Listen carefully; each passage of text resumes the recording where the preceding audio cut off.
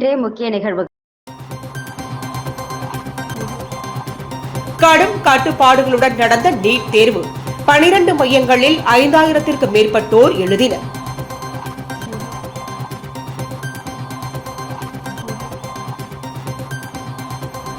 காரைக்கால் அருகே கடலில் தவறி விழுந்து மீனவர் உயிரிழப்பு. மீன்பிடித்துவிட்டு கரை திரும்பிய போது சோகம்.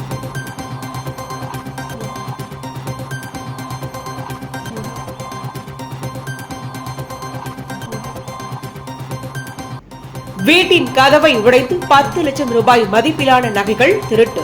கார் மெக்கானிக் உட்பட 2 கைது. நகை பணம் பறிமுதல்.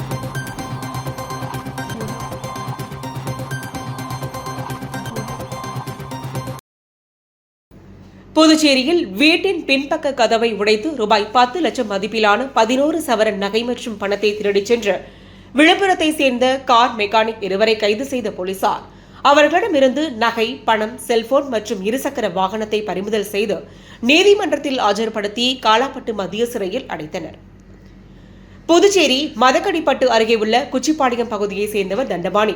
விவசாயியான இவரது வீட்டின் பின்பக்க கதவை உடைத்து கடந்த மாதம் 24ஆம் தேதி மர்ம நபர்கள் வீட்டில் இருந்த 11 சவரன் நகை மற்றும் பணத்தை கொள்ளையடித்ததாக திருபுவனை காவல் நிலையத்தில் புகார் அளித்திருந்தார்.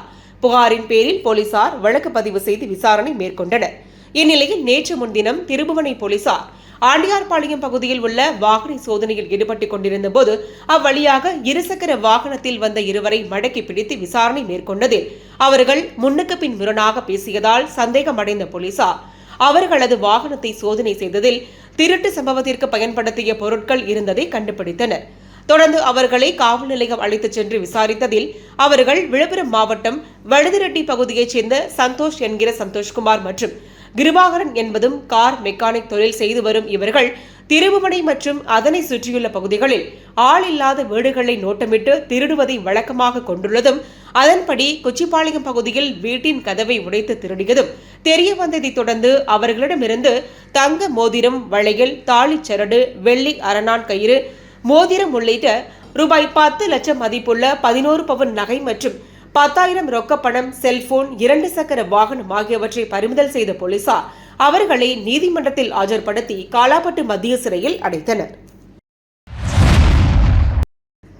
பங்குச் சந்தையில் முதலீடு செய்து லட்சமாக சம்பாதிப்பது எப்படி என்று வாட்ஸ்அப்பில் வந்த தகவலை தொடர்ந்த நபர் 14 லட்சம் ரூபாய் பணத்தை இழந்தார்.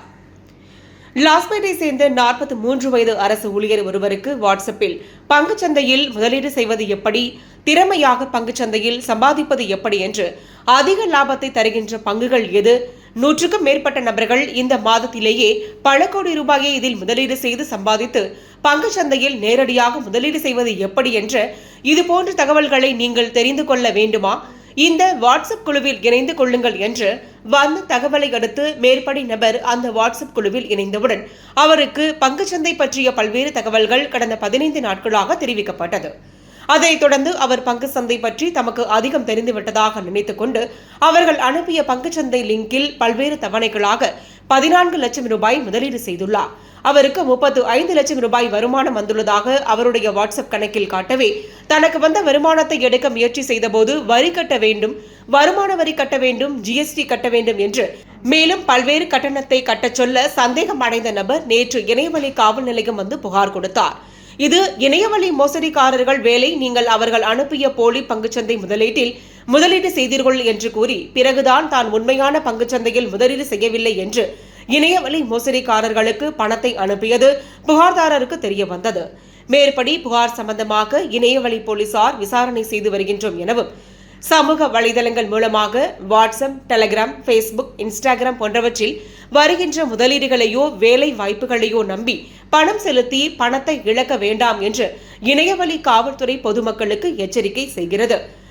இணையவழியில் முதலீடு செய்கின்ற அல்லது வேலை வாய்ப்பை தேடுகின்ற என்ற சந்தேகம் இருந்தாலும் அல்லது எந்த தகவல் தேவைப்பட்டாலும் 1930 என்ற இலவச எண்ணிற்கு தொடர்பு கொண்டு தங்களுடைய சந்தேகங்களை தீர்த்துக் கொள்ளுமாறு புதுச்சேரி இணையவழி காவல்துறை தங்களை கேட்டுக்கொள்கிறது என்றும் கூறியுள்ளனர். புதுச்சேரியில் இன்று 12 மையங்களில் நடைபெற்ற நீட் தேர்வை 5230 பேர் எழுதினர். நாடு முழுவதும் அரசு மற்றும் தனியார் மருத்துவக் கல்லூரிகளில் இளநிலை மருத்துவ படிப்புகளில் சேர்வதற்கு நீட் நுழைவுத் தேர்வு நடத்தப்படுகிறது. புதுச்சேரியில் பாரதிதாசன் அரசு மகளிர் கல்லூரி உட்பட 12 மையங்களில் நடக்கும் நீட் தேர்வை 5230 பேர் தேர்வு எழுதினர். தேர்வு எழுதிய மாணவ மாணவிகளுக்கு தேசிய தேர்வு முகமை சாதாரண காலணி அணிய வேண்டும், நகைகள் அணிந்து வரக்கூடாது, முழுக்கை சட்டை, ஜீன்ஸ், துப்பட்டா உள்ளிட்டவை அணிந்து வரக்கூடாது என பல்வேறு கட்டுப்பாடுகளை விதிக்கப்பட்டது. மேலும் மொபைல், ப்ளூடூத், ஏர்போன், பேஜர் உள்ளிட்ட பொருட்களை எடுத்து வர தடை விதிக்கப்பட்டது. அதேபோல பென்சில் பாக்ஸ், கைப்பை, பெல்ட், தொப்பி ஆகியவற்றை எடுத்துச் செல்லவும் தடை விதிக்கப்பட்டுள்ளது.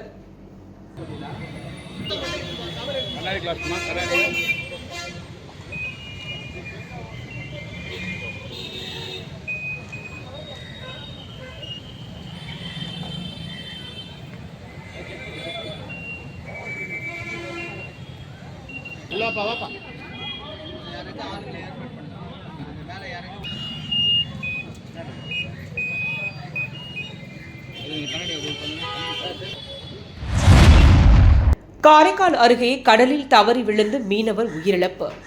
காரைக்கால் அடுத்த காரைக்கால் மேடு மீனவ கிராமத்தை சேர்ந்த முருகானந்தம் என்பவருக்கு சொந்தமான நாட்டுப்படகில் படகு உரிமையாளர் முருகானந்தம், காரைக்கால் மேடு பகுதி சேர்ந்த மீனவர் சைந்தவன் உள்ளிட்ட 5 மீனவர்கள் இன்று அதிகாலை மீன்பிடிக்க கடலுக்கு சென்றுள்ளனர்.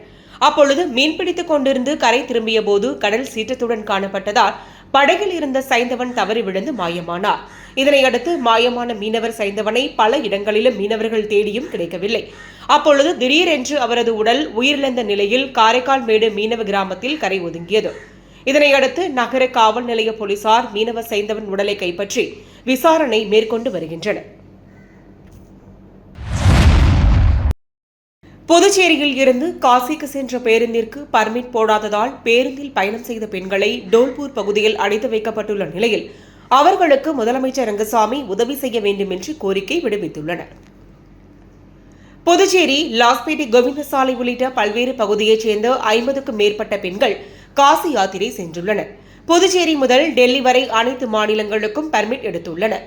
இந்நிலையில் ஆக்ரா சென்றவர்கள் ஜெய்ப்பூர் வழியாக உத்தரப்பிரதேசம் காசிக்கு சென்று கொண்டிருந்த போது ராஜஸ்தான் மாநிலம் டோல்பூர் பகுதியில் உள்ள வாகனச்சாவடி வழியாக சென்றபோது அவர்கள் வாகன பெர்மிட் இல்லை என கூறி அவர்களை பேருந்தை பிடித்து வைத்து பேருந்தில் பயணம் செய்தவர்களை அங்குள்ள ஒரு அலுவலகத்தின் உள்ளே பூட்டி வைத்துள்ளனர்.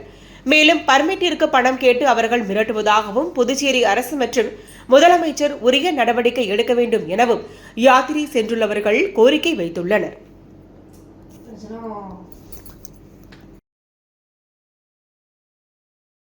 காரைக்காலில் புகழ்பெற்ற காரைக்கால் அம்மையார் கோவில் கும்பாபிஷேகம், ஏராளமான மக்கள் தரிசனம். 63 நாயன்மார்கள் அமைந்த நிலையில் இருப்பவரும் அம்மை அப்பன் இல்லாத இறைவனால் அம்மையே என்று அழைக்கப்பட்ட சிறப்பு பெற்றவருமான காரைக்கால் அம்மையாரின் வாழ்க்கை வரலாற்றினை உணர்த்தும் விதமாக ஆண்டுதோறும் முக்கணிகளில் முதற்கனியான மாங்கனிக்கு முக்கியத்துவம் அளித்து நடத்தப்படும் மாங்கனி திருவிழா வெகு விமரிசையாக கொண்டாடப்படுவது வழக்கம். சுமார் 1600 ஆண்டுகளுக்கு முந்தைய வரலாற்று நிகழ்வை இன்றும் நம் கண்முன் கொண்டுவரும் மாங்கனி திருவிழா நடைபெறும் காரைக்கால் அம்மையார் ஆலயத்திற்கு கும்பாபிஷேகம் நடத்த திட்டமிட்டு 90 லட்சம் ரூபாய் மதிப்பீட்டில் புனரமைப்பு பணிகள் நடைபெற்று வந்தது. திருப்பணிகள் நிறைவுறந்ததை அடுத்து கடந்த 1ஆம் தேதி கணபதி ஹோமத்துடன் யாகசாலை பூஜைகள் தொடங்கியன. கும்பாபிஷேக நாளான இன்று காலை 6ஆம் கால பூஜையில் மகா பூர்ணாகதி நடைபெற்றது. அதனைத் தொடர்ந்து புனித நீர் அடங்கிய கலசத்தினை சிவாச்சாரியர்கள் சுமந்து கோவிலை வலம் வந்து ஆலய விமானத்தில் புனித நீரை ஊற்றி மகா கும்பாபிஷேகம் நடைபெற்றது. இதனைத் தொடர்ந்து மூலவருக்கு மகா அபிஷேகம் நடைபெற்றது. இந்நிகழ்ச்சியில் புதுச்சேரி குடிமைப்பொருள் வழங்கல் மற்றும் நுகர்வோர் விவகாரங்கள் துறை அமைச்சர் PNR திருமுருகன், திருப்பணி குழுவினர் உள்ளிட்ட ஏராளமான பக்தர்கள் கலந்து கொண்டு சுவாமி தரிசனம் செய்தனர்.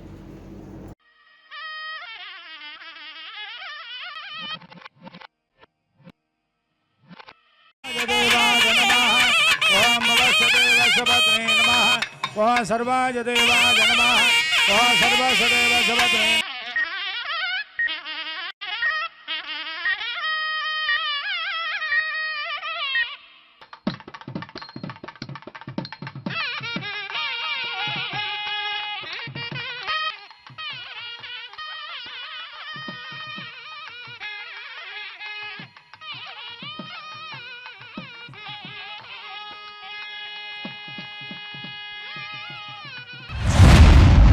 புதுச்சேரி கரிக்கலாம்பாக்கத்தில் இயங்கி வரும் SRK மேல்நிலைப் பள்ளியில் 25ஆம் ஆண்டு கல்வியாண்டை வெள்ளி விழா ஆண்டாக கொண்டாடப்பட்டு இந்த வருடத்தின் ஆண்டு விழாவானது பள்ளியின் தாளாளர் மகேந்திரன் மிக பிரம்மாண்டமான வகையிலும் விழாவிற்கு வருகை தந்த அனைவரது பிரமிக்கச் செய்யும் வகையிலும் ஏற்பாடு செய்யப்பட்டு மற்ற பள்ளிகளுக்கு முன்மாதிரியான வகையில் மிக சிறப்பாக கொண்டாடப்பட்டது. இவ்விழாவில் சிறப்பு விருந்தினராக அனைத்து மக்களின் மனதிலும் இடம் பிடித்த எவர்கிரீன் நடிகை தேவயானி கலந்து கொண்டு விழாவினை சிறப்பித்தார். 25ஆம் ஆண்டு வெள்ளி விழா ஆண்டு விழாவானது பள்ளியின் நிறுவனர் தியாகராஜன் மற்றும் பிரசிடென்ட் மேம் மலர்விழி, பள்ளியின் தாளாளர் மகேந்திரன் மற்றும் பள்ளியின் ஒருங்கிணைப்பாளர் சங்கீதா மற்றும் சிறப்பு விருந்தினர் தேவயானி ஆகியோர் குத்துவிளக்கேற்றி துவக்கி வைத்தனர். தொடர்ந்து சிறப்பு விருந்தினர் தேவயானி அவர்களின் கலை நிகழ்ச்சிகளை கண்டுகளித்ததோடு நில்லாமல் மாணவர்கள் மற்றும் பெற்றோர்கள் முன்னிலையில் சிறப்புரை ஆற்றினார். மேலும் KG முதல் 12ஆம் வகுப்பு வரை படிக்கும் மாணவர்களுக்கு மதிப்பெண் அடிப்படையில் முதல் 2 இடங்களை பிடித்தவர்களுக்கு கேடயமும், இந்த வருடம் zone level, state level, national level விளையாட்டுப் போட்டிகளில் பங்கேற்ற மாணவர்களுக்கு தேவயானி பதக்கமும் சான்றிதழும் வழங்கி கௌரவித்தார். இவ்விழாவில் KG மாணவர்கள் சிறப்பாக அரங்கேற்றிய அனைத்து மதங்களும் ஒன்றென உணர்த்தும் ரிலிஜியஸ் ஹோமினி விழாவிற்கு வருகை தந்த அனைவரையும் நிகழ்ச்சியுற செய்தது. மாணவர்களின் பல்வேறு திறமைகளான கராத்தே, குங்ஃபு, பரதம், கீபோர்ட், சிலம்பம் ஆகிய கலைகளை மாணவர்கள் விழா மேடையில் சிறப்பாக செய்து காட்டி பார்வையாளர்களை பிரமிக்க வைத்தனர். மாணவியர்களின் அனைத்து பல்வேறு விதமான நடனங்கள் விழாவிற்கு வருகை தந்த அனைவரையும் உற்சாகத்துடனும் ஆரவாரத்துடனும் கண்டுகளிக்கும் விதத்தில் அமைந்தது. விழாவின் இறுதியில் பள்ளிக்கு வளர்ச்சிக்கு துணையாக இருந்து செயல்பட்ட அனைத்து ஆசிரியர் பெருமக்களையும் சிறப்பிக்கும் வகையில் பள்ளியின் தாளாளர் மகேந்திரன் மற்றும் பள்ளியின் ஒருங்கிணைப்பாளர் சங்கீதா ஆகியோரால் பாராட்டப்பட்டு பரிசுகளும் வழங்கப்பட்டன. விழுப்புரம் மாவட்டம் வானூர் வட்டம் லட்சுமண நாயக்கன்பாளையம் கிராமத்தில் 30 அடி உயரம் கொண்ட ஸ்ரீ முருகனுக்கு நடைபெற்ற கும்பாபிஷேக விழாவில் திரளான பக்தர்கள் கலந்து கொண்டு சுவாமி தரிசனம் செய்தனர். விழுப்புரம் மாவட்டம் வானூர் வட்டம் பெரம்பை மதுரா லட்சுமி நாயக்கன்பாளையம் கிராமத்தில் அருள்பாலித்துக் கொண்டிருக்கும் ஸ்ரீ பால விநாயகர், ஸ்ரீ பாலமுருகன், ஸ்ரீ முத்துமாரியம்மன் மற்றும் ஸ்ரீ துர்கை அம்மன் திருக்கோயில்களுக்கு திருநிறைய தீந்தமிழ் திருக்குட நன்னீராட்டு கும்பாபிஷேக பெருவிழா வெகு விமரிசையான முறையில் நடைபெற்றது. முன்னதாக கடந்த வெள்ளிக்கிழமை அன்று திருவிளக்கு வழிபாடு, புனித நீர் வழிபாடு, திருமகள் வழிபாடு, முதற்கால வேள்வி, திருமுறை விண்ணப்பம் ஆகிய நிகழ்ச்சிகளும், சனிக்கிழமை அன்று பேரொளி வழிபாடு, 2ஆம் கால வேள்வி, 3ஆம் கால வேள்வி நிறைவு ஆகிய பூஜைகள் கடந்த 2 நாட்களாக நடைபெற்று வந்த நிலையில் இன்று காலை மங்கள இசையுடன் 4ஆம் கால பூஜையை தொடர்ந்து திருக்குடங்கள் புறப்படுதல் தொடர்ந்து விமானங்களுக்கு திருக்குட நன்னீராட்டு விழாவும், மூல மும்மூர்த்திகளுக்கு திருக்குட நன்னீராட்டு விழாவும் சிறப்பான முறையில் நடைபெற்றது. மேலும் முக்கிய நிகழ்வாக 30 அடி உயரம் கொண்ட ஸ்ரீ பாலமுருகன் சுவாமிக்கு நடைபெற்ற கும்பாபிஷேக விழாவில் சுற்று வட்டாரத்தை சேர்ந்த திரளான பக்தர்கள் கலந்து கொண்டு கும்பாபிஷேக விழாவினை கண்டுகளித்து சுவாமி தரிசனம் செய்தனர். மேலும் வேள்வி பணியில் தஞ்சை ஸ்ரீ வாமதேவ நட சரவணகுமார் ஐயா தலைமை தாங்கிட உடன் சேக்கிலா தீந்தமிழ் வழிபாட்டு திருக்கூடத்தினர் கலந்து கொண்டு சிறப்பித்தனர். நிகழ்ச்சியில் ஊர் முக்கியஸ்தர்கள் நாகப்பன், புருஷோத்தமன், பிரகாசம், அனந்த பத்மநாபன், பாலபாஸ்கர், தமிழ்ச்செல்வன் உட்பட ஊர் பொதுமக்கள் மற்றும் சுற்றுவட்டார பகுதியைச் சேர்ந்த திரளான பக்தர்கள் கலந்து கொண்டு விழாவினை சிறப்பித்தனர். நிகழ்ச்சிக்கான ஏற்பாட்டினை ஊர் நாட்டாமைகள், இளைஞர்கள் மற்றும் நடுப்பாளையம் ஊர் பொதுமக்கள் மிக சிறப்பான முறையில் செய்திருந்தனர்.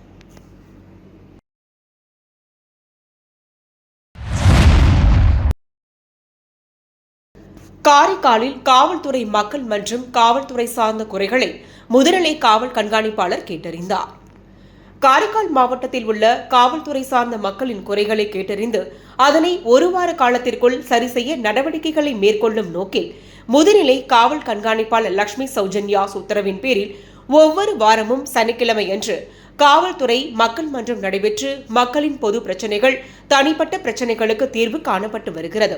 இதன் ஒரு பகுதியாக இன்று காரைக்கால் போக்குவரத்து காவல் நிலையத்தில் நடைபெற்ற போக்குவரத்து காவல் மற்றும் சைபர் கிரைம் சார்ந்த மக்கள் மன்றம் நடைபெற்றது. இதில் முதுநிலை காவல் கண்காணிப்பாளர் லட்சுமி சௌஜன்யா, காவல் கண்காணிப்பாளர் சுப்பிரமணியன் அவர்களின் கலந்து கொண்டு மக்களின் பிரச்சினைகளை கேட்டறிந்தனர். இதில் மக்கள் மன்றத்தில் போக்குவரத்து சார்ந்த பல்வேறு பிரச்சினைகள் குறித்து மக்கள் முதல்நிலை காவல் கண்காணிப்பாளரிடம் புகார் அளித்தனர். காரைக்காலில் தொலைந்து போன 38க்கும் மேற்பட்ட செல்போன்கள் சைபர் கிரைம் செல் மூலம் கண்டுபிடிக்கப்பட்டு உரியவர்களிடம் ஒப்படைக்கப்பட்டது. மீண்டும் இன்றைய முக்கிய நிகழ்வுகள். கடும் கட்டுப்பாடுகளுடன் நடந்த நீட் தேர்வு 12 மையங்களில் 5000த்திற்கும் மேற்பட்டோர் எழுதினர்.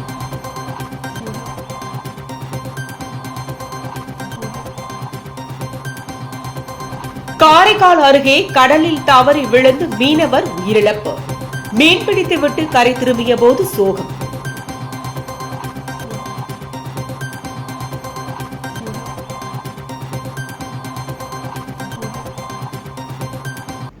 வீட்டின் கதவை உடைத்து 10 லட்சம் ரூபாய் மதிப்பிலான நகைகள் திருட்டு. கார் மெக்கானிக் உட்பட 2 கைது. நகை பணம் பறிமுதல்.